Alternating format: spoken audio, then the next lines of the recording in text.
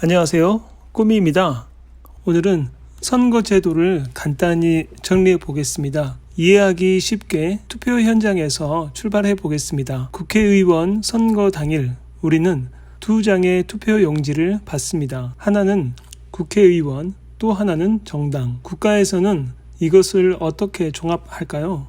선거가 끝나면 선거 개표를 보면서 우리의 투표 결과를 지켜봅니다. 화면에서는 두 종류의 투표 결과가 나타납니다. 하나는 내가 찍은 국회의원이, 또 하나는 정당 투표율입니다. 그 결과 우리가 선택한 국회의원의 전체 수는 253명, 정당 투표율로 확정된 국회의원 전체 수는 47명이 됩니다. 종합해서 300명입니다. 먼저 우리가 국회의원 개인에게 투표하는 선거 제도를 소선거구제라고 합니다. 다른 말로 지역구라는 말로도 쓰입니다. 그리고 정당에 투표하는 것을 비례대표제라고 합니다. 우리나라는 지역구와 비례대표제를 병행하고 있습니다. 지역구에는 큰 문제점이 있습니다. 그 지역에서 최다 득표자가 그 지역을 대표하는 국회의원이 된다는 점입니다. 예를 들어 최다 득표자가 42%였고 그 다음 후보가 41%였다면 41%의 민심이 무시되고 42%의 민심만 반영됩니다. 왜냐하면 42%의 최다 득표자가 국회의원이 되기 때문입니다.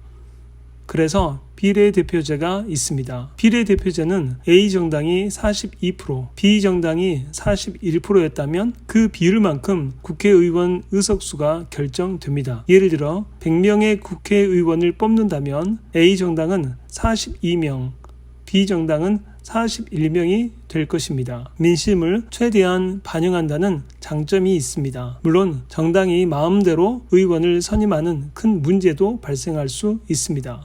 우리나라는 소선거구제와 비례대표제를 병행하고 있습니다. 소선거구제로 뽑은 국회의원은 153명으로 비례대표제로 뽑은 국회의원은 47명으로 정해놓고 있습니다. 그럼 연동형 비례대표제에 대해 알아보겠습니다. 국민들의 투표는 똑같이 국회의원과 정당을 선택하도록 되어 있습니다. 하지만 그 종합은 다릅니다. 먼저 연동형 비례대표제는 비례대표제가 우선입니다. 우리나라의 실정에 맞도록 전체 국회의원 300명으로 설명해 보겠습니다. A정당이 투표 결과 50%를 차지했고 B정당은 30%, C정당은 10%, D정당은 5%의 결과를 얻었다고 해보겠습니다. 이 결과에 따라 각각 A정당은 150명, B정당은 90명, C정당은 30명, D정당은 15명으로 배정됩니다. 남은 5%는 무소속으로 가정해 보겠습니다. 이 결과가 기준이 됩니다. 꼭 기억해 주십시오. 그 다음으로 소선거구제로 당선된 국회의원들이 있습니다. A정당이 150명으로 선출되었고 B정당이 90명으로, C정당이 5명으로, D정당이 0명으로 선출되었다고 가정해 보겠습니다. 우선 A정당에게 배정된 인원수가 150명이었습니다. 따라서 소선거구제로 당선된 국회의원 의석수가 150명 만족했습니다. 따라서 비례대표로 뽑을 수 있는 인원이 0명이 됩니다. 그에 반해 D정당은 5%, 다시 말해서 15석의 국회의원 의석수가 있습니다. 그런데 소선거구제로 당선된 국회의원 수가 없습니다. 그러더라도 배정된 인원이 있기 때문에 15명을 국회의원을 지명할 수 있습니다. 자, 그러면 A정당이 만약에 150명을 넘어 60명을 지역구 의원으로 선출된다면 어떻게 될까요? 네, 160석이 인정되고